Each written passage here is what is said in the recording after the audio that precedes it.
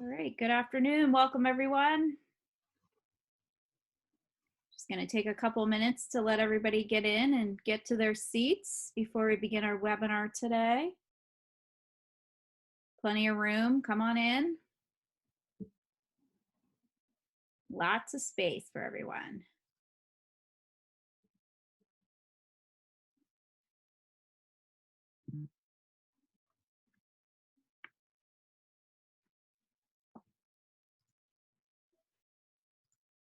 Good afternoon, everyone. Welcome.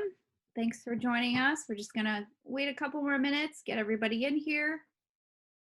Got another big crowd. Great turnout this afternoon for another great webinar. I'm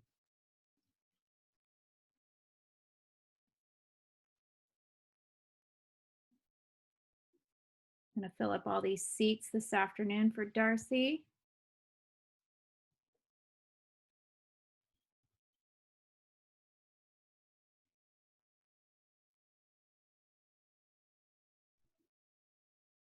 All right, good afternoon, everyone. Come on in.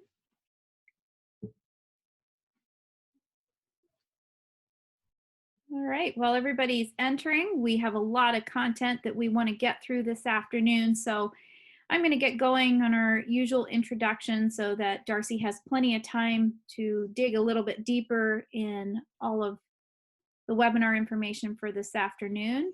So good afternoon, everyone. Welcome to the Mass MEP webinar series, the ABCs of Returning Safely to Work. The series is presented by Safety Trainers, and today is episode 3, New Rules, New Procedures. Which one should I apply to our business? It's also Wednesday too, so middle of the week, great day to be pumping out a webinar for everyone. I'm Haley Steele, I'm the marketing coordinator with Mass MEP, and I'll be your moderator today for the webinar. We also have Christy Grignon, who is our marketing director, and Matt Healy, who's our information technology manager. They're behind our scenes this afternoon. And our panelist today, we love to welcome her back again for her third webinar series or webinar episode with us. It's Darcy Cook. She is the owner of Cook Professional Resources, but we like to refer to her as the Safety Trainers. So Darcy Cook with Safety Trainers this afternoon. So thank you all for joining us. As you can see, your mics are all muted. You will be able to engage with us this afternoon. We have polls, we have the chat and the Q&A. So as you can see, already welcome, good afternoon, Frederick. And Christy said hello, or welcome to Frederick as well. So the chat is down in the bottom. You'll see the little chat bubble. You click on that. That's an area where if you have something specific, maybe that you want to reach out to one of us directly that are on the panelist side, or to Darcy to ask her, or even to chat within yourselves amongst everybody within the audience. You might have some different points of view that might be good content to learn from each other. So you can use the chat button for that. We have the Q&A, which is also on the bottom.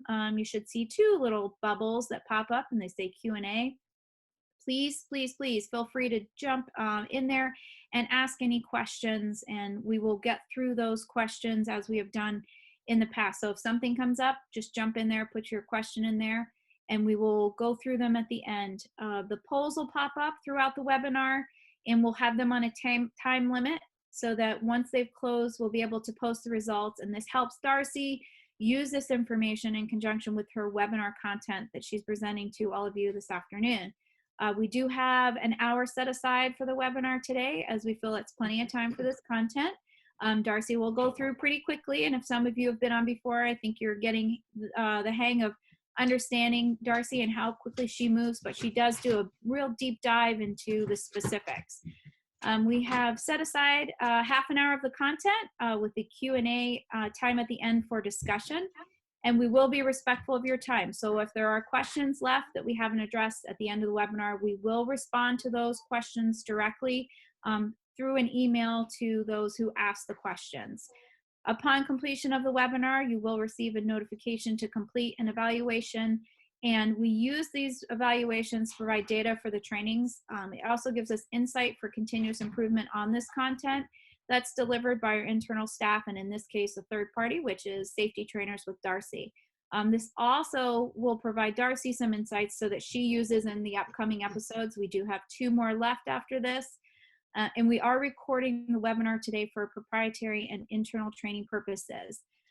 As I stated in the initial webinar, so for some of you that this is the third time you're joining us in our series, upon completion of all of these webinars, we will be making the videos available through a private link, and also the content of the PowerPoint presentations that are put out there.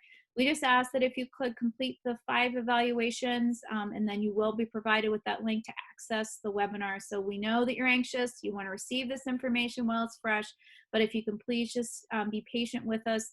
There has been a lot of attendance and requests for the information, so we'll get them to you as soon as we can. However, in the meantime, because this is such an important subject matter, we do recommend that you can reach out to somebody at Mass MEP through one of our trusted advisors, or directly with Darcy at Safety Trainers, and then maybe set up a one-on-one meeting, and then you can review the details that are provided. And at the end of the webinar, we will give you contact information as well. So I'm going to turn the webinar over to our panelist, Darcy Cook with Safety Trainers. New rules, new procedures, and which one should I apply to our business? Let's begin. All right, well, thanks everyone and welcome back. We are going to continue. And so what's different about this model of the webinar in comparison to the other models is the other models, I wanted to give you a lot of information, get you thinking, get back with your team and start having conversations. Today, I'm actually slowing it down a little bit. I'm actually going to do a little bit more reading of my slides than usual. I bullet pointed out for you all of the meat and potatoes, as my mother or grandmother would tell me, of what you guys are looking to do, because we are trying to build, right, your safety control plan and what needs to go into that and what are the action steps that we need to be taking in our business. So first of all, I told you that the speed of which this information is moving, it moves quick. So here's a little update for you. Of course, the mandatory standards were released on May 18th. Since then, I have been listening and reading to people's interpretations, the Q&As around that. So I am going to incorporate it into this plan. I've also modified this PowerPoint. I wrote this PowerPoint over a month ago, but because of the release of that information, I have made changes and updated this PowerPoint presentation to reflect the new information and expectations that you guys have now as a company and organization. So that'll be good for you. They've actually kind of put a name to it. We've been calling it the safety, COVID-19 safety site plan. Well, now we're calling it the control plan. So we're talking about the same thing. We're just redefining it as the state has kind of released it across the board to us. So again, my citation of information comes from these credible sources. Obviously, I've added in red what's the update. This PowerPoint is going to reflect and describe in detail to you information from the mandatory safety standards that have been released for you. And one of my favorite places to go right now for you, the manufacturing community, is this. So if you Google type in the title tag that I put right here, so snap a quick picture of it. So again, if you've been on my webinars, snapping pictures, screenshotting your screen, writing down with paper and pen so that you can continue to move forward in getting what you need to be done. This has been one of my favorite reads. I'm going to cite some information from here that you probably don't know, because with all the information, you probably haven't gotten to this document and read it. But it's, for me, from a safety place, if I was in your shoes, I didn't know where to begin, or I was trying to figure out where are we. So remember, in these webinars, we talk about a 1, a 3, a 5. 1 is we've got nothing in place, a whiteboard, which is okay. It's a good place to be because you're learning and you're going to create it from scratch. 3 is we've got something, but we've got to make some edits. And remember that 5 is after this PowerPoint, you're like, oh, I'm so glad. I feel so good after this PowerPoint because I know that we're rock solid in it. This is right now, though, my leading and favorite resource when I have to go in and get some specific answers for questions to my clients and for you. The slides, you guys have been seeing them right along. These are the OSHA standards of which I think that you should be building your COVID-19 plan or making edits and foundations, adding an appendix, creating revisions to it as we go along. You've seen these two slides consistently through. I will continue to carry it through our PowerPoint so that you have it. But I want to get up to where we are today. As I said, we're just going to jump right into the content. From last training that we did, the webinar, you guys were choosing your site coordinating, putting your teams together. You were making a commitment to daily meet or talk or have communications, and you put that in place. And then in the last webinar, which I think was Monday, we told you the next steps were, after these 3 steps, was your job hazard assessment. We said that you needed to now go and change engineering, administrative controls, and signage so that you could build your robust COVID-19 control plan. So here we are. We're going to start where we left off, and we are going to deep dive into the hazard assessment. And I'm going to give you, without coming to your company, I'm going to give you basically generic bullet point after bullet point after bullet point of these engineering and administrative controls that you should be implementing or deciding which one is the best fit for your organization. As I recall, right, we are not saying that every manufacturer is the same or every restaurant's the same or every, as I said, the mechanic shop. We're all in the same storm. We are not all in the same boat. So as I give you these bullet points of suggestions that you can implement, some have already been advised, some have been required through the state of Massachusetts that you do these. But as I give them to you, you got to pick and choose which ones work best for your organization, okay? The foundation for these choices and decisions, again, come from this hierarchy of controls. Always be asking yourself as your team is evaluating and making decisions on what to do or not to do, have you walked through the upside down triangle and made changes in every area that you can, all the way down to the bottom, okay? So here we go. The mandatory standards in the state of Massachusetts cited 4 critical areas of change, and it is what you saw released on Monday. Today, I'm going to focus it in and organize it for you in these 4 categories: social distancing, hygiene protocols, staffing and operations, and disinfecting and sanitation. So I think you've heard me say, in terms of my language of describing, we are not cleaning. Cleaning is picking up the dirt off the floor and throwing paper in the trash. COVID-19 has created a whole world of disinfecting and sanitation considerations, trash, our bathrooms, what those look like. So here are your 4 categories. Today, of these categories, the one that is the most robust, that gives us the most to think about, that will have the most changes in your facility, is the staffing and operations section. Okay, so we're going to start with the first category. Every slide that I show you after is basically a bullet point option under an engineering control or an administrative control in the category of social distancing. Before I start giving you the specific options in this category, I put this slide up as kind of like a precursor to what you should be thinking about as a team. Social distancing is not going away. Social distancing is absolutely here to the end of the year, and I don't know what next year looks like, but if it's going to be here until the end of the year, I don't want you guys making short-term decisions. I now need you to be thinking about long-term decisions. And so when you assess and evaluate your operations, your business, you need to, as a team, come together and do a little brainstorm. You got to slow down and brainstorm a little bit, because again, we've been responding by just putting fires out and taking care of today. I need you to kind of think a little bit ahead so you don't get yourself caught in behind. You need to be looking at your organization and identify what are the core activities, what are the services, what do we do here, okay? Then from there, where can we change what we're offering scale back what we're doing. We know that many manufacturers, maybe some of you are on here, actually changed your whole manufacturing model so that you could jump on board and help with the deficits related to, respirators and PPE that was needed and hand sanitizer. I know lots of manufacturing, brewing companies that started producing hand sanitizer so that they could keep, business, and then of course help support the demand.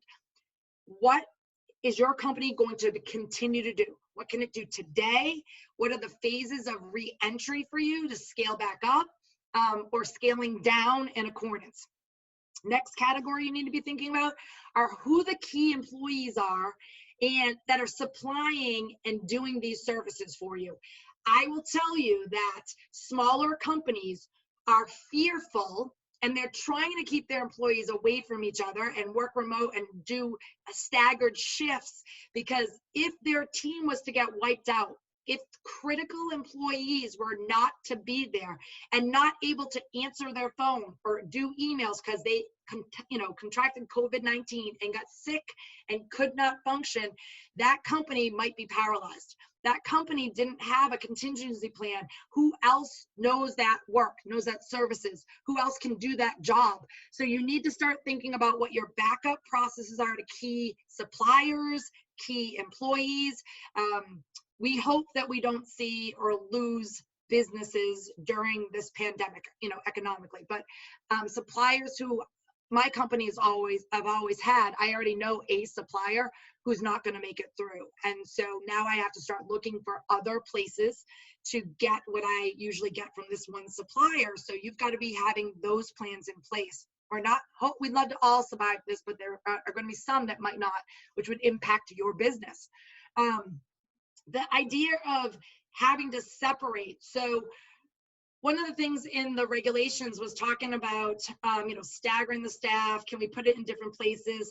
There's a 25% operating directive in place right now, and essential companies having to scale back to function at that 20% capacity of what you did in 2000 and, before March of 2020, and or what your maximum occupancy is for that. Now, if you've already gotten clarity on that, then you're ahead of me, because I've been sitting on webinars for the last 24 hours trying to figure out, when they wrote that 25%, the way they wrote it, was it just applying to the office world? Are they trying to tell us that it's going to apply to us in the manufacturing world? I've actually listened to advisory boards say it over and over again, and the way the questions were asked and answered, nobody really asked it.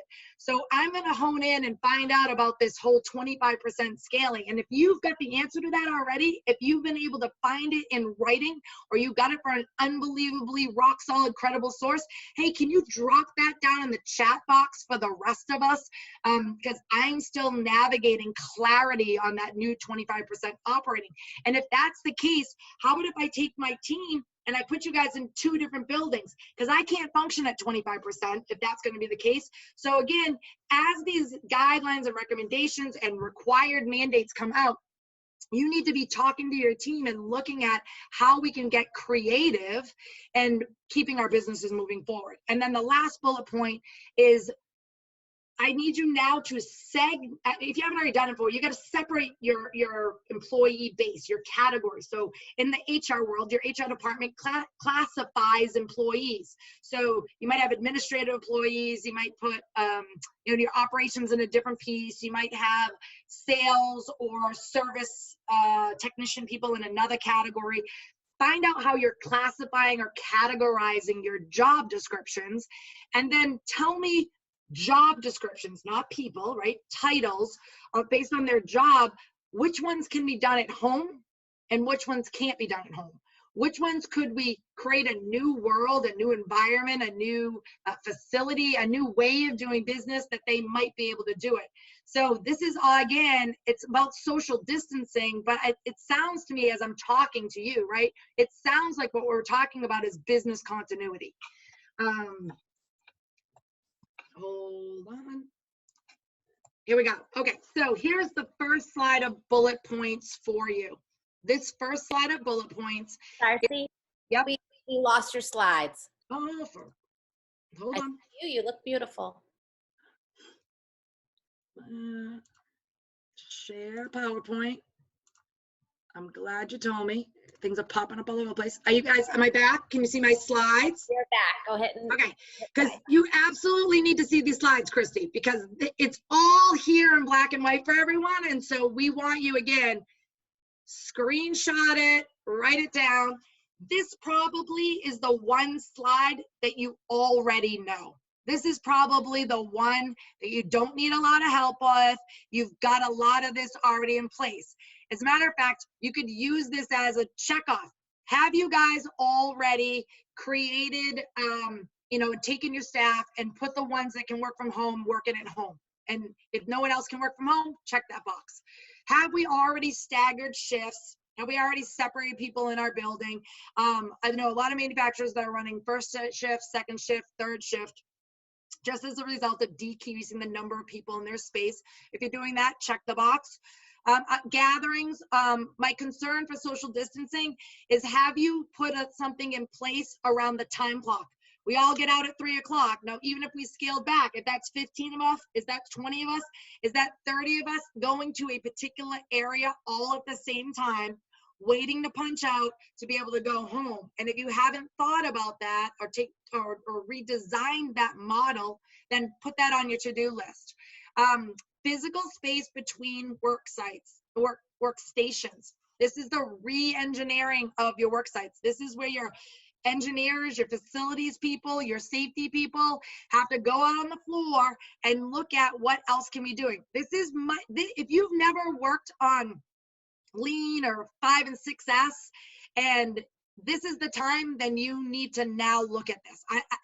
This is a shameless plug for Mass MEP, but if you haven't had this conversation, doing those two things and helping to get it funded through some express grants that they have and other grants that they have, you are going to need to look at this ongoing as a solution, as an engineering control to help you related to managing pandemic and future rules and regulations. The physical space between employees and customers. So again, this goes back to what we're all seeing as these plexiglass kinds of things. I will tell you, in the actual documentation, if you read through every single line, there is a section that says in manufacturing, when you guys can't keep 6 feet, it talks about partitions. It not only talks about partitions, but it describes to you that they want partitions tall enough. So if I'm standing in an assembly line, they want the partitions to be taller than me. If I'm sitting, they need to be taller than I'm sitting. God didn't create us all equal. So you have to take into consideration, the tallest person that might be on that line. And then maybe you are reorganizing your lines. Maybe you're changing that out. Maybe you're changing my job assignments or tasks. Maybe I'm not on this project anymore, but I'm going to be on this project because there's more control or, it related to it. But you have to look at that. Obviously the meetings and travel options with social distancing, they're saying basically you've got to come up with a plan or don't do it. Remember, upside down triangle. Are we ready to have face-to-face meetings? Are we ready to let you travel state to state? Are we ready as a company? Do I have my COVID safety control plan for all my employees written up who have to go to other buildings, maybe do other audits, go see our suppliers, do sales calls? Because we can't assume that those companies are doing what they're supposed to be doing. And if we're going to send our employees to other companies and other businesses, then we must have a plan in place that we're training and teaching them to be safe as possible. I don't remember if I mentioned it on this website, on this webinar, but in Oregon, they have already cited multi-employer work sites where a company had other companies on their property who were not following COVID-19, and the owner, the host facility, was cited for having their vendors not do what they're supposed to do. So you need to have those plans in place for your employees when they're going to other locations. It's also a great marketing tool, because if you have these plans in place, in terms of work and business, it gives me a sense of security and safety in multiple ways, in terms of my business continuity and, of course, the health of my employees as well.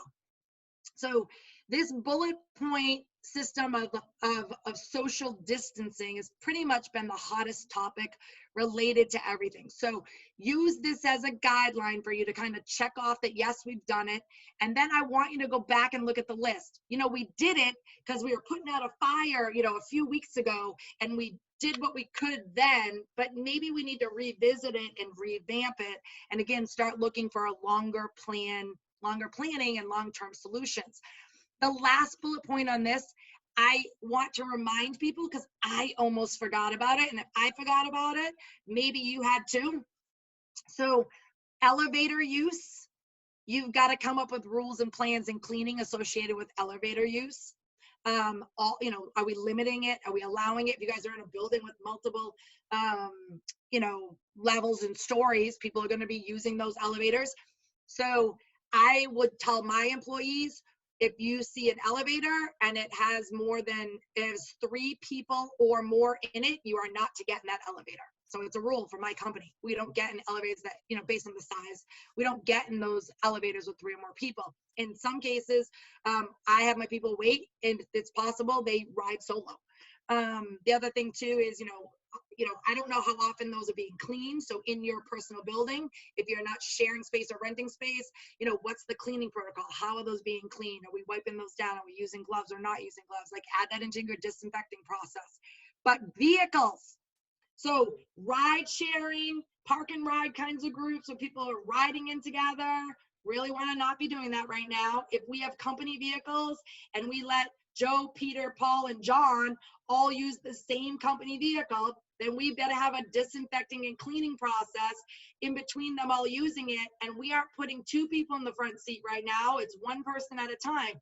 So are we taking multiple company vehicles? You know, go to your HR department. Are we going to let people drive in their own personal vehicles? You know, you might have to revamp and reorganize how employees are moving around and getting from point A to point B based on your business model, because right now it might not be safe to have, you know, more than 1 person in the front of a cab, you know, traveling for more than, you know, prolonged time. So prolonged time is one of those footnotes that's been described. It was also described in the releases on Monday. So anything over 10 minutes in some industries, it would consider prolonged time together with less than 6 feet.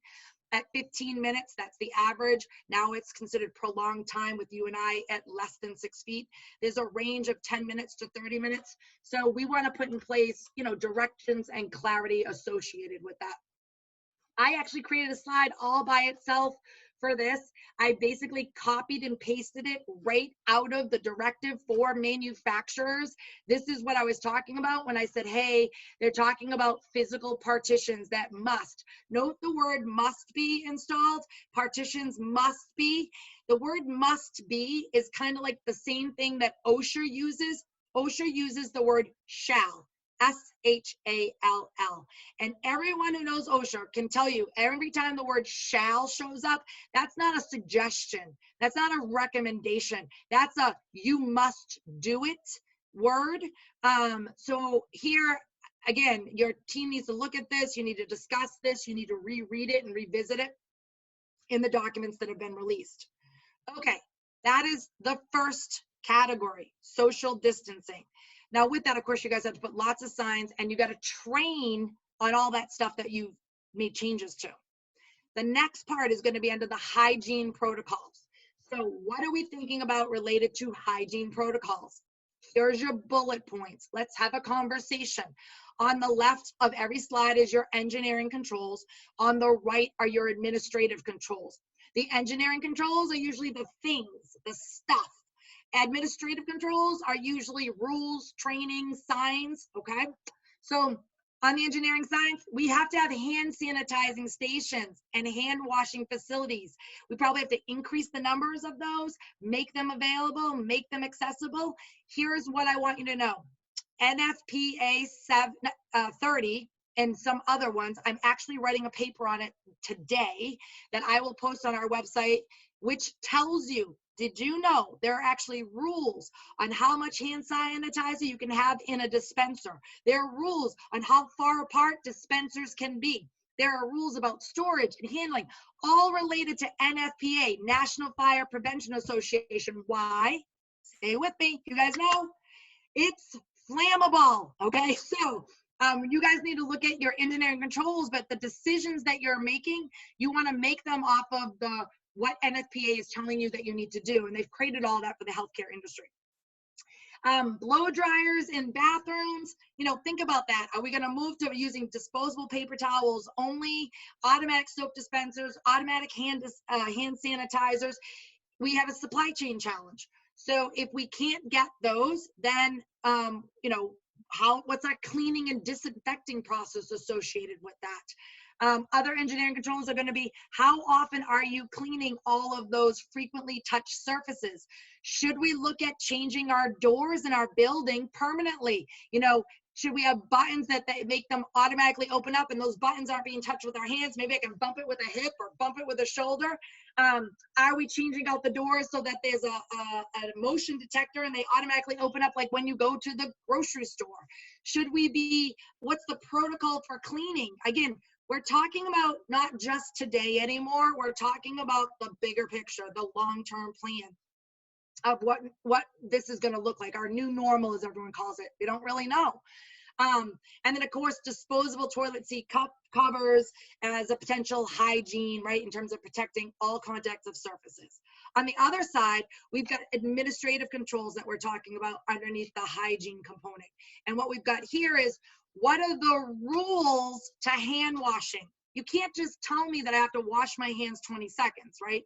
We've talked about this. You got to tell me I have to wash my hands 20 seconds. You got to put posters up about it. You got to show me and teach me how to actually do the hand washing. And maybe it's return demonstrate. That's a little overkill, but you've got to know that I know how to wash my hands. What are we going to do about all of our visitors and customers? When they come through the door, we've got to be giving them directives and let them know they have to wash their hands. Are they using hand sanitizer? Are they using hand sanitizer and then walking to the bathroom and washing their hands? What does this look like? What's the plan? You've got to clearly lay out and map out the rules of the sandbox. In your company, I had put the third bullet point, you have to have this in place. Employees must wash their hands when, ... So you have to list out all of the times that I have to wash it. Every time I come into the building, every time I'm leaving the building, after I sneeze, after I cough, when I'm in close spaces with people less than 3 feet, if I'm sharing objects with individuals, if I go out, put a lipstick, chapstick, smoke break, right? All of the things that we would call right now common sense are being required and expected of us to actually put in writing and put into trainings. Because the hygiene protocols and social media training modules in the Massachusetts postings that they put up on Monday talk about us having to do this stuff, having to talk about it. Right now, maybe you want to make a no smoking policy for your company. I know lots of manufacturing companies that don't allow people to smoke anywhere on the property. As a matter of fact, they can't even smoke in their personal vehicles on their property. Now that might be an HR conversation, but I have companies that have just eliminated smoking altogether. Why would I tell you to do that? Well, of course, the risk right now with smoking in hand and hygiene and touching your face, right? The other part of it is we also, I gave you the example of, hand sanitizers being flammable and someone who actually caught their hands on fire as a result of smoking. And so we've got to think out of a non-traditional box as it relates to hand washing and use of hand sanitizer along the way. So this is your hygiene protocol. It's really short, it's really small, it's really specific, because all of the other stuff that goes with hygiene is in our last presentation slide, which is in the disinfecting world. So the hygiene and disinfecting to me kind of go together, but to just keep it simple, I want you just to look at these components underneath this umbrella, which is all Massachusetts kind of cited for you guys. This section, this is the long section. I'm just going to rattle off a whole bunch of ideas for you, because reorganizing operations and staffing creates a very significant laundry list of changes. Now, what you want to be looking at is how many of these things have you already done? Do you need to revisit and vamp it a little bit? Do you even want to implement it? What are my other choices if I don't want to do this?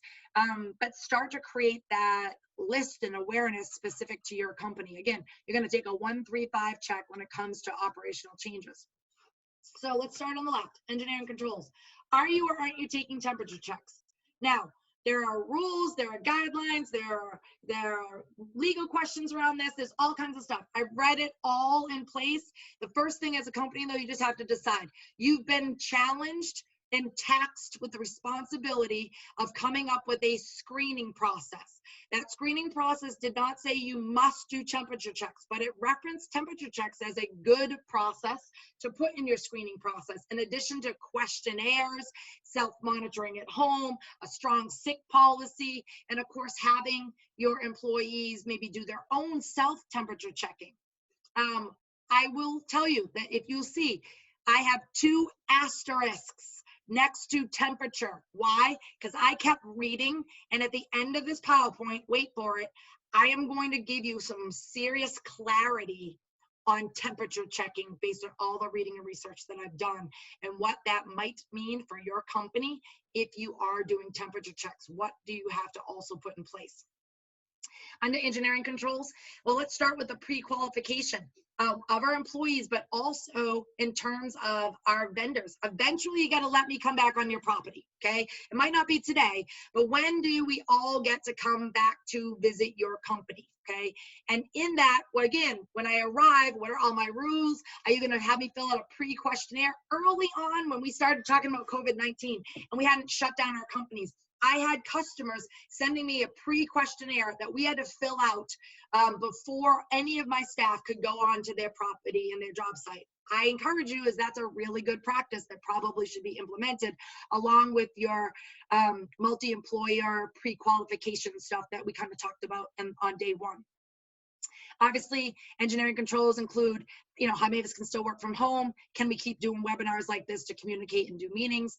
And then on the right side, the flexible schedule change really falls into that social distancing, but I didn't want to leave it out here. And in terms of administrative control on this entry to work is obviously you have to have a very strong sick policy. You have to have clearly taught your employees about signs and symptoms, the screening process. When can they come back to work? And there's going to be a lot more reporting and communication through that process.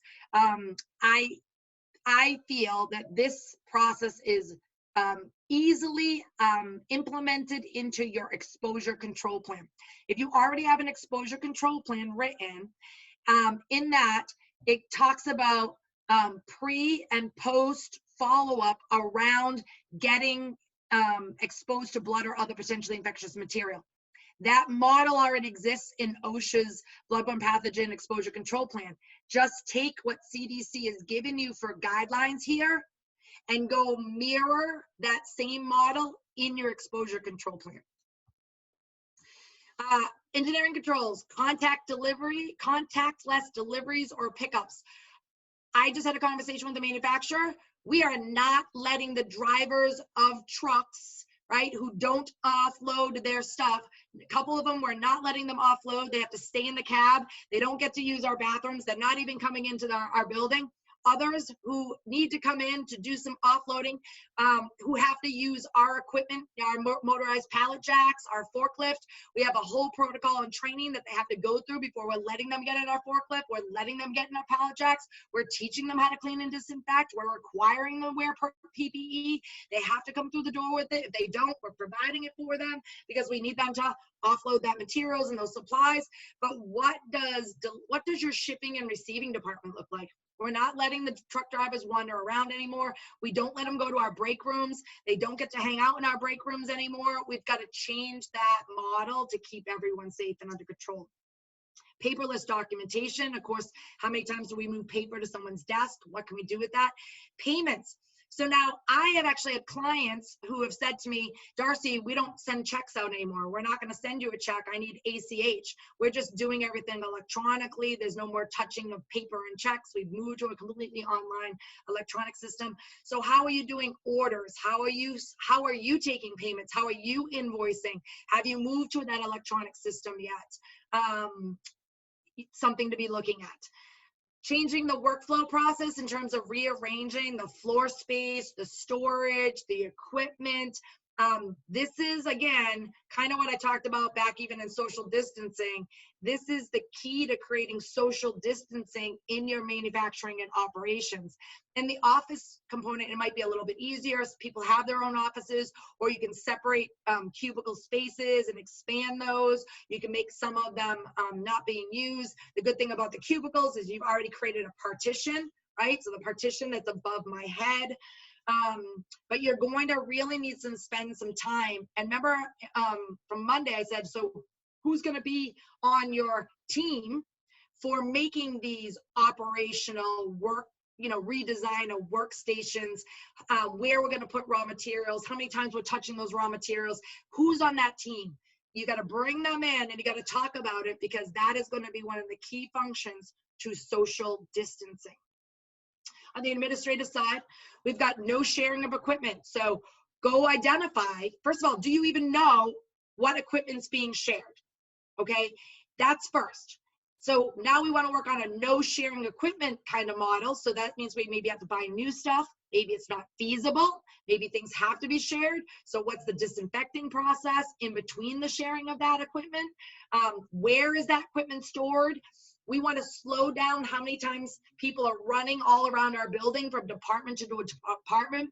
Maybe shared equipment needs to be put in a universal spot so people aren't zigzagging across the building, because when it comes to contact tracing and when it comes to isolation, it will be a lot easier if we are managing and controlling flow in our buildings. Rules, we talked about the rules of traveling, and then meetings. If you are going to start to do meetings, which you can based on the guidelines, we're going to keep 6 feet. We're going to take some chairs out. We're going to open up windows and doors. We're going to increase the airflow in our meeting spaces. Everyone's wearing masks in that room if we can't maintain 6+. We are going to not have shared food, like we're not having a buffet. We're not bringing food into the training room. We'd have to have individual sandwiches. We strongly encourage no food in meetings right now, and rearranging your seating. So typically we have oval or square tables where you and I face off each other. We're face to face. Now we have to stagger it, so no one's directly across from each other. Maybe we have to put everyone on the same side of the table, but we've got to put everyone 6 feet apart. I don't know what design is going to work well for you, but you also have to think about doing that in your break rooms, your locker rooms, any kind of space, your lobbies. Altogether, you should just pull those chairs out of your lobbies and make people stand. But what are you doing with those spaces in terms of controlling and distancing? Controlling numbers of people and distancing. All right. Let's go to the next one, still in operational changes. This is where the plexiglass barriers come into play. The exit doors or entrance doors. Are you going to put, like you see in the grocery stores, are we going to have arrows on our floor in our manufacturing facility so that people are moving? Can we even do that? The goal is to keep you and I from walking towards each other, getting within 6 feet of each other, and me coughing and sneezing, touching you, whatever the case may be, in those spaces. So can we create and change flow of direction? Can we have an entrance door and an exit door? I guess that, you think about it in your manufacturing facility, but when I think of a restaurant going into a kitchen, we go in this door and everyone goes out that door. We no longer go in and out the same door. We talked about reducing the seating. Remove things like the candy dish from the lobby, self-serving coffee. Like right now, you should go through your lobby spaces, which were inviting and comforting and relaxing, and it had a feel to them, and strip it all down. Should be bare essentials in your lobby, especially if you're bringing in and allowing people from outside to come through the door. Foods. So in the statement, we there are manufacturers, and I love that you've all gone to healthier choices and you guys have the open markets. I can think of many manufacturers who have done this, and I love going there for lunch. But guess what? Those open markets, fresh fruit out, into a refrigerator to grab what you need days. We have to look at how and what we're making available in the break rooms, in the cafeterias. I clearly read that things need to be packaged. Okay, so take more look at that. Go look at what you're offering and what's available at this time. Do you even want the vending machine guy coming in and out of your building to fill it up? Maybe the vending machine guy was usually there once every week. Maybe you want to slow down how often he's there. Maybe because there's not as much of a need because we have less employees there. So again, take a look at the frequency of visits that you typically get. If you haven't changed out your airflow or your HVAC systems with filters, you rent from someone else, get a hold of your landlord and have that looked at. Or you yourself talk to your maintenance and facility teams about that. Opening doors and windows is not always a great option in manufacturing. We have security issues. We have obviously contaminants, dust and dirt blowing into the building. So not always a great option there, but in some cases they've cited that everywhere, that obviously increasing circulation and ventilation is always good. On the administrative control side, you'll see that I just bulleted pointed out or restated some of the things that we've already talked about with PPE and how our break rooms and food our services are going to function. As we keep going with our operations and staffing things, so let's talk about eye wash stations, your shower pull stations. If your safety data sheets indicate that you need to have them. Are they being checked regularly? When's the last time we cleaned them? Are we signing off on them every single month? Do we have a third party come in and inspect them? Why? Why are we talking about safety data sheets? Because you guys are buying more chemicals, bringing in chemicals related to COVID-19. So let's check and see if there's a correlation between chemicals that we're using and the need for eye wash stations and shower pull stations. And are they up to speed, ready to go? And have we trained our people in how to use them and where they are? Are there signs over them? Have they just gotten buried over the years and we put stuff in front of them? They need to be direct access. They shouldn't be covered or hard for me to find. Do you have an AED? So if you don't have an AED, this might be a time to investigate getting an AED from an emergency responses perspective. You should also be teaching your staff hands-only CPR. So all of the employees who are trained to be part of your first aid team in your manufacturing facility, now might be a good time to refresh them around CPR only. It's also where you want to be adding more PPE, more personal protective pieces of equipment to your first aid kits. Do we have enough gloves? Do we have masks? Do we have a face shield? Because if I'm doing first aid, there's a possibility that not only blood, but other potentially infectious materials, cough, spit, vomit into my face. So eye protection might not be enough in those circumstances. We're talking about face shields. And if I'm delivering first aid, I'm clearly less than 6 feet, which means I need an added extra layer of protection. Gowns might come into place here as well in the first aid model. You need to have emergency cleaning protocols. I'm at work in your building today. I come down with signs and symptoms. You send me home. What is the emergency cleaning response to the space that I was just in or the space where you isolated me? Because the recommendations right now is that let it sit for 24 hours and then have someone clean it, a third party or your team. If you can't let it sit for 24 hours, so be it, but you've got to have protocols in place. You got to train your employees on how to clean, and you got to give them all the right protection while they're doing that cleaning. I also put, yeah. Oh, it's Christy. I just want to jump in. It's 1:44 right now. I just wanted to give everybody an opportunity. I can let Darcy keep going, or we can stop now and do a Q&A. If you guys want to raise your hand, if you just want to let us know if you want Darcy to keep going, that would be great. I think there's only a few more slides. It says, they say keep going, Darcy. Okay. So I know they would. I promise. I want to give this all to you because this is what you guys were looking for. Real tangibles, like, all right, I can do something with this. So this is the big one. I started the isolation and sick room for you guys. Here's the thing about the isolation and sick room. If I don't have a car and I take public transportation, if my car's in the shop and I was dropped off and I'm being picked up later and now I have positive symptoms, what do you do with me? You have to pick a sick room. You have to find a way to isolate me. You got to put me in that space, and then you got to limit who's coming in and out. What extra PPE are they putting on? It kind of looks like an ET movie, but we've got to do this stuff right now. And then once you can escort me out the building, again, where's that emergency cleaning process that's going to come into play here around the sick bay and isolation? Because I'm going to talk to you about it right now. This slide. If you haven't been reading about it, I encourage you. Darcy, where did you get this information? Remember I said to you my favorite resource right now is the CDC and OSHA combined guidelines that they post on the OSHA website. I cut and pasted this right out. You need to read this whole slide. Ready? Your first aid team and your temperature check individuals, okay? If you're asking them to do that, they are more than likely going to be less than 6 feet. What barriers can you put in place to protect them while they're doing temperature checks or while they're providing first aid that doesn't require them to be doing CPR on me? So I can, stand away. I can create some distance here. Look at the last bulleted paragraph here. Snap a picture, screenshot it.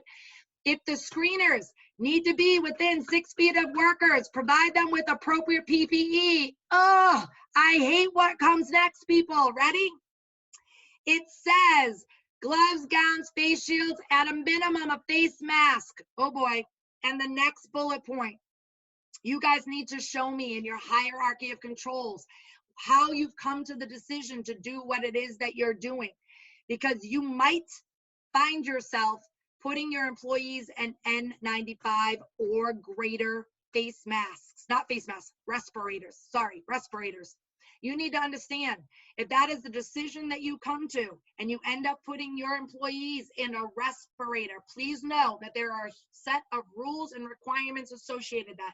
You need to understand what a respiratory protection program looks like, what the respiratory protection OSHA standard says, and if you're going to use N95s or greater, what are all the requirements that you have to comply with underneath this. So when I said temperature checking is great as part of a screening process, it's great, but I'm asking you, how many other controls can you put in place so that, remember the bottom of the triangle is PPE. I want you to make it so that you are not having to put your staff in N95 respirators. So more to come there. Communication. What platforms have you guys set up for social media? Not social media, for web-based learning. What is your IT put in for security connections? You using Zoom, you using WebEx? What other software systems are you putting into place? This is not going to go away. So you guys are going to put these engineering controls so we can continue to work remotely or away from home or whatever that looks like. You need to update your emergency call cards in HR. You asked me who my emergency contact would be, right, when you hired me, but do you have my personal email address? Do you have my husband's personal email address? Do you have the telephone number? You probably need to update and get more information in the event that something happens or with contact tracing. And now you have to do that with your visitors and vendors and guests. When you have to do contact tracing, how are you going to get a contact and get a hold of them? Do we have all of their contact information? Here's your signage one. Increase signage and posters everywhere. PPE, social distancing, directions, educational, how to wash your hands, how to put your gloves on, how to take them off, how to check them, warning signs, warning, warning, warning. And then you got to train like crazy.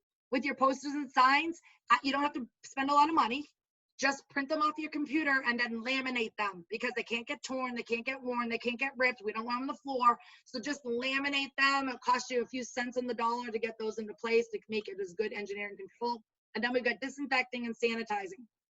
So you have to document your disinfecting schedule. Document it to include the date, the time, and the scope of cleaning. That's not mine. That's not OSHA. That's what's on the directive from Mass. So you need to start doing that and tracking it. Surface and contact cleaning, you mean to make a list.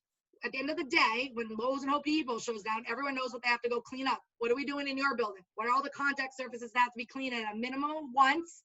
But It talks about after every shift. So if you're in manufacturing, you've gone to multiple shifts, you have to disinfect contact surfaces and increase your cleaning after every shift is the way it's written. Do you have EPA approved chemicals? Wipes versus gels and sprays. Why? A wipe, less likely to spray in my eyes. And engineering control is decreasing hazards and risks. Laundry, give it to a third party. If you're doing laundry, let's not shake it out. Let's make sure we got the right PPE. We'll make sure we're using the right laundry soap. I told the manufacturers just to stop doing it altogether if they can. You've got to put your flammable storage cabinets in the right place. You make me have to block off urinals. If you have enough bathrooms based on code, maybe we shouldn't have 3 guys shoulder to shoulder standing at a urinal. Block the one off in the middle. Maybe some bathroom stalls need to be blocked out. Maybe some sinks need to be blocked out. We've got to, again, through our whole building, look at how we can increase and create social distancing across the board with each and every single, piece. You see that I made notes on the right-hand side about all the stuff that we've been talking about. So this bullet point of information we've kind of shared already throughout the role of this slide presentation. And then here in the housekeeping hazardous communications piece, I didn't want to forget about trash. So if you have lockers, you probably shouldn't have your employees showering at work right now unless it's a critical part of what has to happen. And then you have to have a cleaning routine for showers. But trash cans, are they marked? Do we have covers on them? Do we have liners in them? Are we disinfecting them? The people who are doing trash, have we increased the frequency that it's getting out of the building? Have we made a rule that we don't fill the trash up to the top anymore? We don't push it down with our hands. We don't step on it with our feet. We take the liners out. Every single person's got their own tissue boxes. We're putting tissues in our own trash. We're tying it up if it's any bodily fluids, because really the janitor, the custodial, and the third party people don't want to touch your snotty rags either. So make sure that we're doing a good job at the end of the day, and you tie up your own bag. If you're not taking it out of the building or putting it into a larger container yourself. Should we be taking a trash can, rolling all over the place that's open and exposed? Should it have a cover on top of it? If you have a third party doing your trash, maybe they got to come more often. Maybe some of your staff have to start doing it. Are we still recycling? We're not still recycling. Are we leaving that stuff in the break room? What does all the trash look like, and how are you managing it in your building? And make some rules and do some training and put all that in play so that you protect your employees. And all of this also falls into your exposure control plan. The likelihood that you can come in contact with blood or other potentially infectious material. Don't forget, you've got to be teaching the PPE with your employees. So this is the last slide. Here's your training. Snap it. Everything on the left was bullet pointed and listed in the Massachusetts regulation. It basically told you for you guys to open up your doors, you have to do all of the training on the left-hand side. All the training on the right-hand side is based on all the stuff that I just told you today. So if you're doing the things that I talked about today and you already have those in place, then the column on the right are all the kinds of trainings that you need to be doing going forward. So now you've got a lot to work with. Thank you for being patient. I wanted to kind of, I read more of the slide than I intended to, but I wanted to also interject some things where I thought it might help bring clarity to my bullet points. So thank you for being patient with me. Again, I hope we delivered something to you that gives you action, that gets you to do things, to get you having conversations. And I want to turn it back to Haley and Christy, who also have been patient. No, Darcy, it's extremely important what you are doing with us and for everybody that's out there in the audience today. Obviously, by questions and the content, and for them to all raise their hands and say, yes, please continue, they feel the same way. So we thank you very much for taking your time today. And if everybody wants to just stick around for a little bit longer, let's try and get through the questions that we have. We do have 14-ish, we'll say, questions. And some of them you might be able to answer quickly because I think you have gone over them.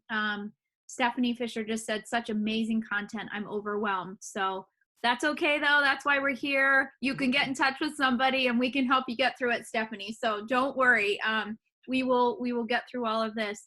But let's start with a question. So Shannon asked, last session you mentioned that you were getting clarification on mask wearing in an open office environment.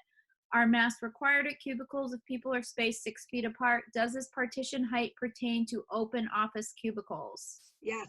So yes, yes, and yes. I got clarity. Here's the deal. This is what I was told right from an advisory board from Massachusetts. Ready? Yeah. When the seatbelt light gets turned off on the airplane, just because you can take your mask off, just because you can take your seatbelt off, doesn't mean we want you to take your seatbelt off and walk around the plane. Mm-hmm. Okay, so in terms of masks, the expectation is that we're wearing masks. Now, in the office setting, if you have your own office space by yourself, then taking off your mask makes perfect sense. If we are in open spaces and we are maintaining those 6 feet apart, and you need a mask break, you got to eat. First of all, you can't eat with the mask on either, right? So let's be realistic about some things. You need a mask break. The deal is stay away from each other. What they don't want, and what can't happen in manufacturing, you guys, sorry. I mean, I should have prefaced, I'm talking about the front office environment. In the manufacturing side, here's what they told me. Masks stay on. They don't care how far apart you are, because of the amount of movements that happen in manufacturing and the activity level that's happening around. The advisory board intended that you are all wearing masks in the back end of a manufacturing facility, regardless of distance. And the petitions do not eliminate you from wearing masks either. Okay, so there's definitely a lot of the partition questions that are coming up, Darcy. And maybe so we'll do the masks and the partitions. So Mark asks, will use of a full cover face shield and face mask worn at the same time qualify as a barrier when people cannot be 6 feet apart? So, new definition on face shields. Love it. Here's what a face shield is. A face shield on top of eye protection or a mask is now considered an engineering control, not just a PPE. So the specifics of his question, Haley, was, does that mean what? What was the? Hold on, I gotta pull it back up again. Oh, it just disappeared. Just all these questions are flying in. Will the use of a full cover face shield and face mask worn at the same time, it qualify as a barrier when people cannot be 6 feet apart? Let me rephrase it. You mean if I have a face shield on and a mask, Yeah. can I now get closer than 6 feet? Yes. Right? That's what it seems to me. Yeah. Okay. So the expectation is if we're 6 feet apart, we're wearing a mask. Every company has to make a decision on what happens when we're less than 6 feet apart, okay? Because there are those instances. So a face shield over a mask is a barrier that we would expect to add for situations when we are less than 6 feet. Now the question, next part is prolonged exposure. Can you minimize how much time you and I are less than 6 feet next to each other? Because if we can make it less than 10 minutes, if we can make it, that 10 to 30 minute mark is that gray area that says that now if I go home and test positive, you've had prolonged exposure because we've been so close together with the mask or with the face shield or not. We've been together and it was over 10 minutes, and that kind of triggers the CDC guidelines for quarantining and stuff like that. So, okay. All right. So we have to write that one out. We'll write that one out because I know the petitions is a big deal. Okay. Massachusetts put pictures up of what they expect petitions to look like. And I know this is going to be really hard with manufacturing, and we're going to have to do a bunch of other engineering controls.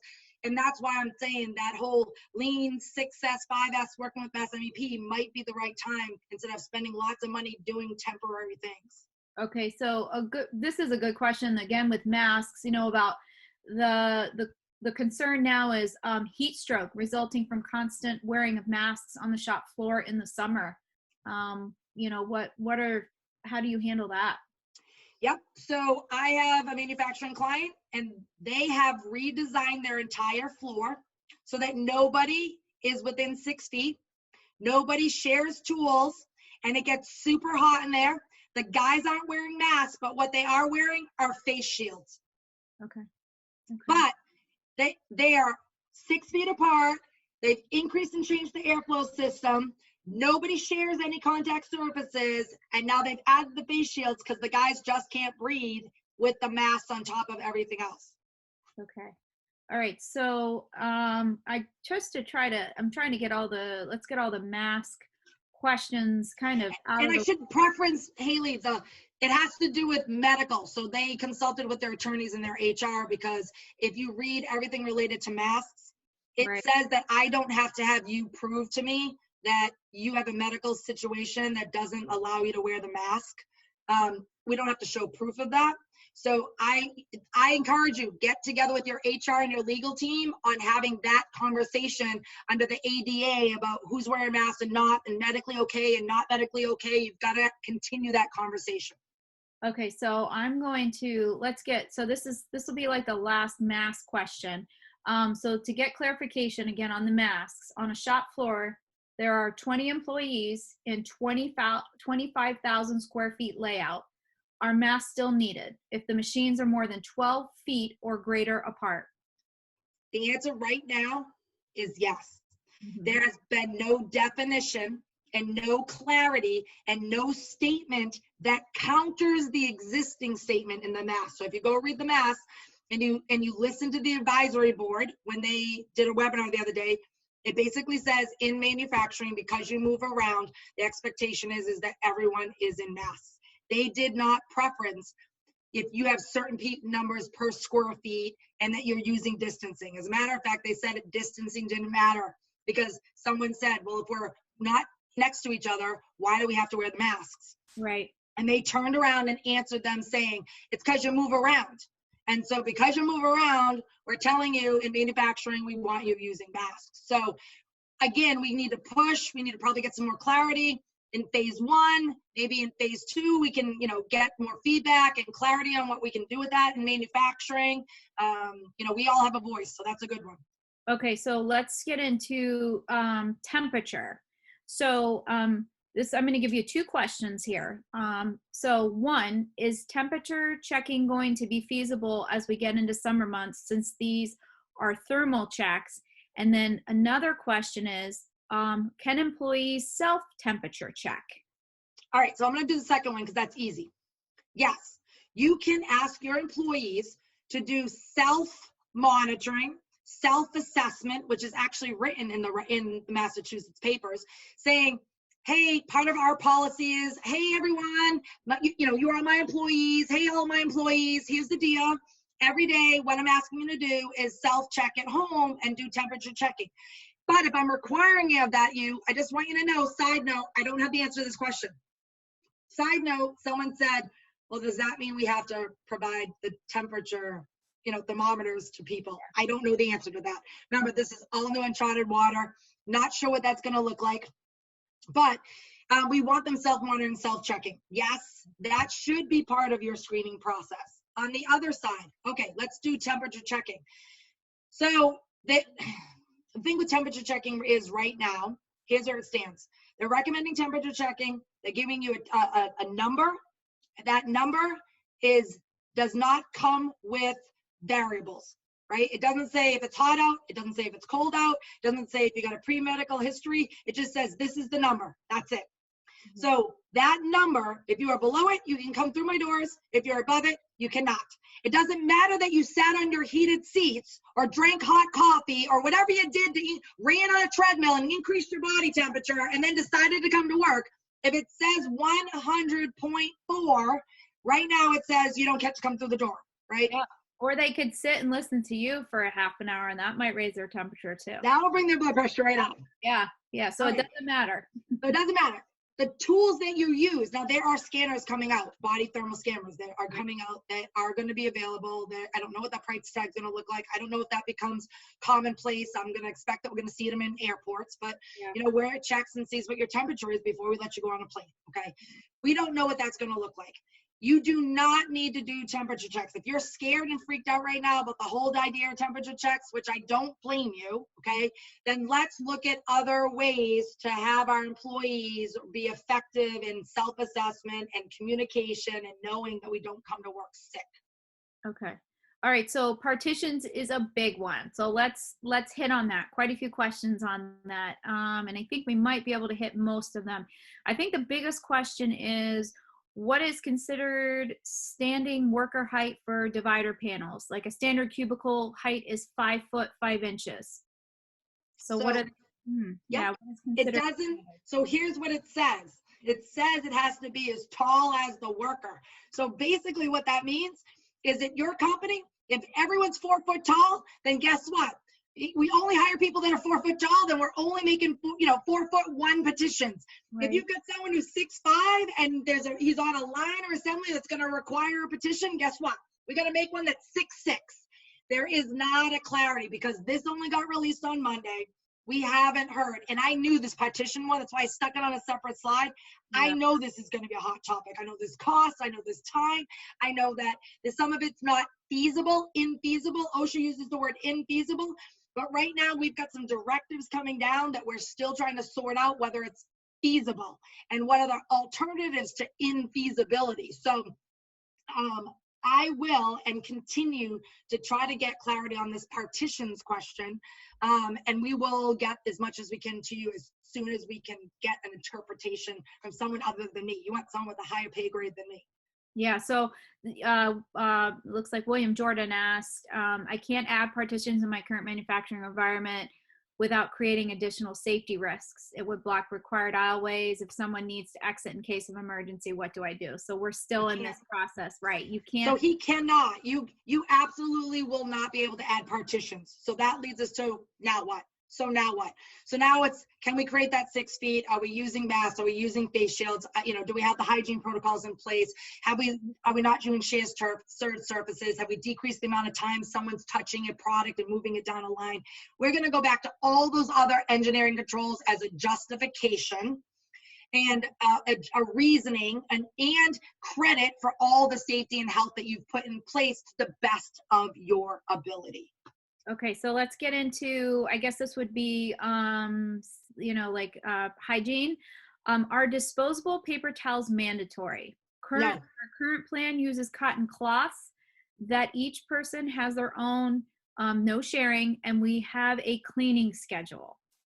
Okay, so no disposable paper towels are not required. If you are going to use cloth, and I get my own, so here's my questions to you. You've issued it to me, it's mine. Where do I store it? How do I get a replacement? Who's cleaning it? Does it go in a soiled laundry bin? How do I get it back as a clean? In terms of contact and other people's potentially infectious material getting on it, and what are you using to clean it, and what's the third party using to clean it? Just explain to me that doesn't become a hazard. Right. So that kind of goes into, I'm going to go into this one then, which is suggestions on trash. Have office workers put it outside their office so that housekeeping does not have to go into every office, or better yet, office people take it to a very central spot. Yes. Yep. Those are good strategies. The idea is decrease the number of people touching it, right? Decrease the potential exposure to it.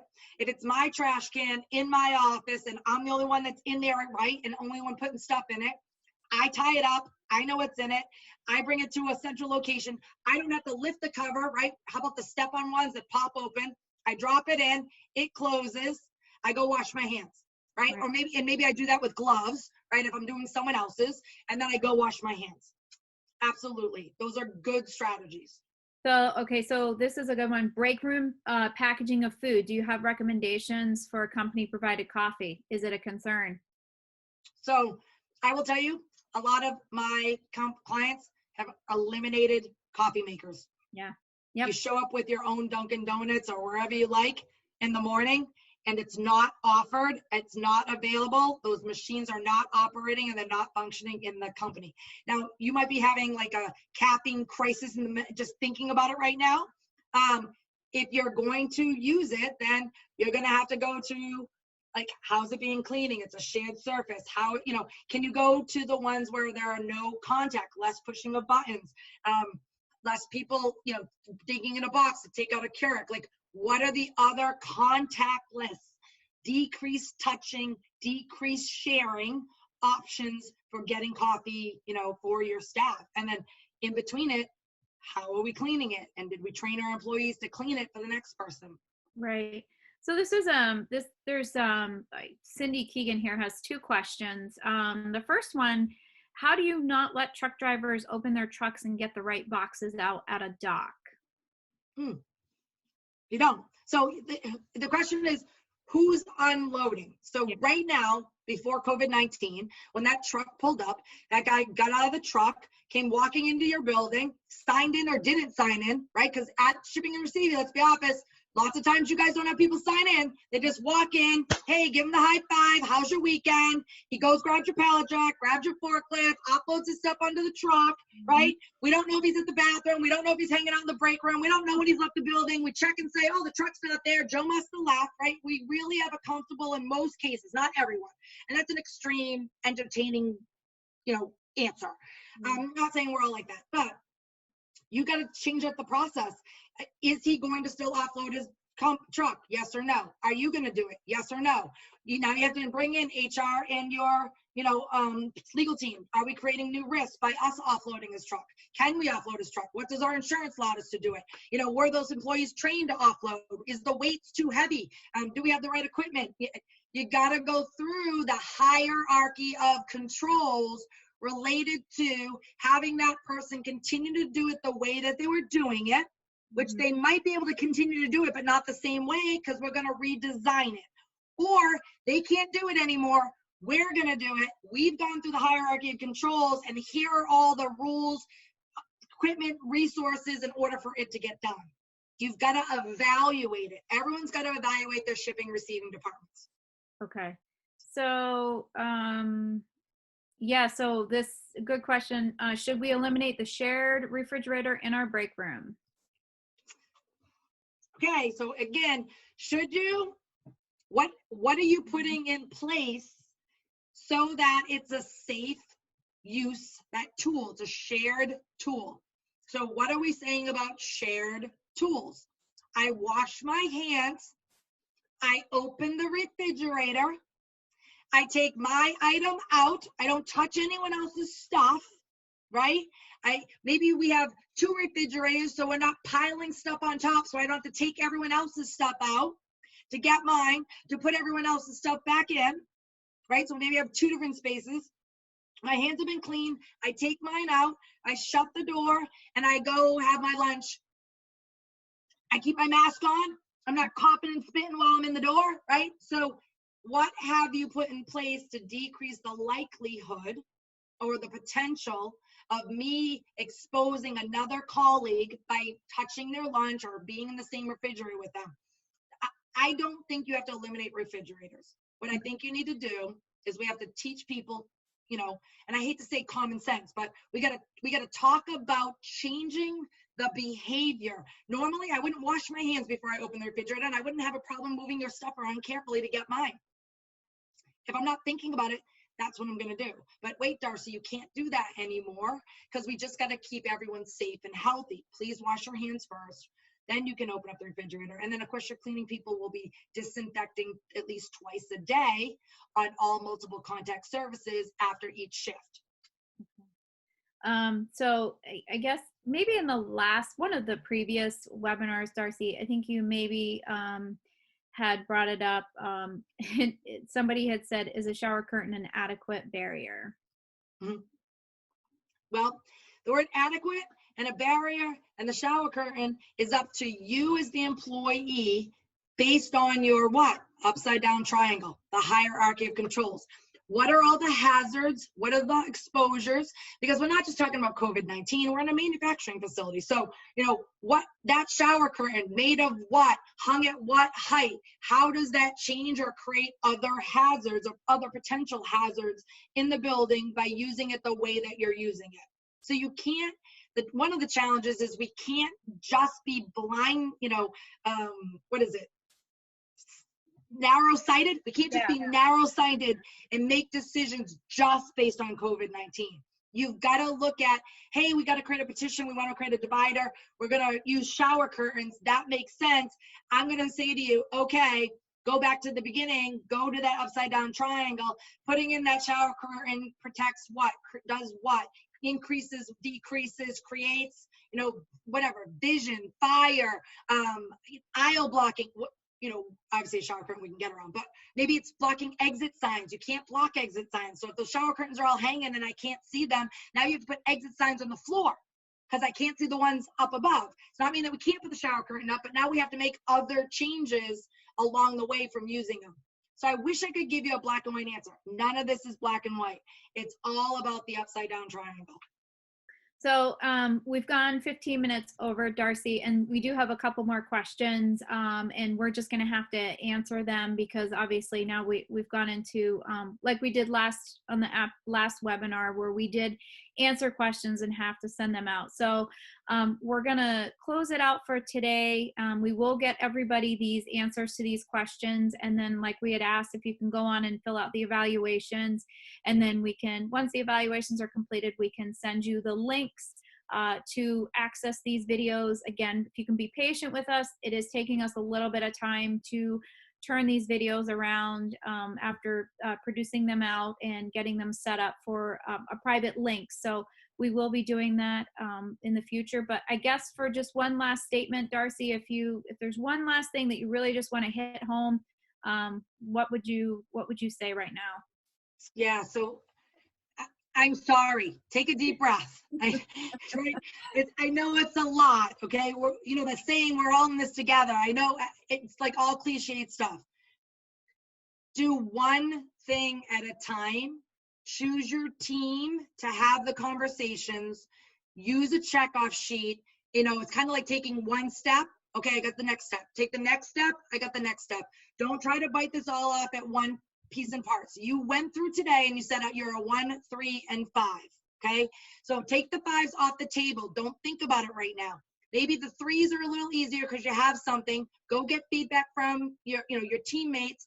Finalize that. Move that off the table. And the ones that are blank, right? Those are actually going to be the easiest ones, but they're going to take a little bit more time to kind of like spell it all out. By the way, safety, there's nothing really original to it. We copy and paste and cut safety over and over and over again. So don't feel like you have to do this alone. There are a lot of templates and a lot of information out there that can get you going in the right direction. Again, reach out if you guys are struggling and we'll walk you through the process. Yeah, so thank you everyone for joining us today. We really appreciate it. And like I said, if you can just give us some time, give us a couple days. Obviously, this is a great, it's a beautiful holiday weekend coming up as well. So hopefully everybody enjoys that. We do have 2 more webinar episodes left. We have episode 4 and episode 5 that will be coming up. So episode 4 is 2 OSHA documents you already have to help with COVID-19 requirements. And then the last episode is on Friday, May 22nd. That is, I didn't know I needed to do all of that to disinfect and clean safely. So a little bit more deeper dive. So thank you everyone for joining us today. And we look forward to seeing everybody on tomorrow and Friday. Thank you. Bye everyone. Thank you.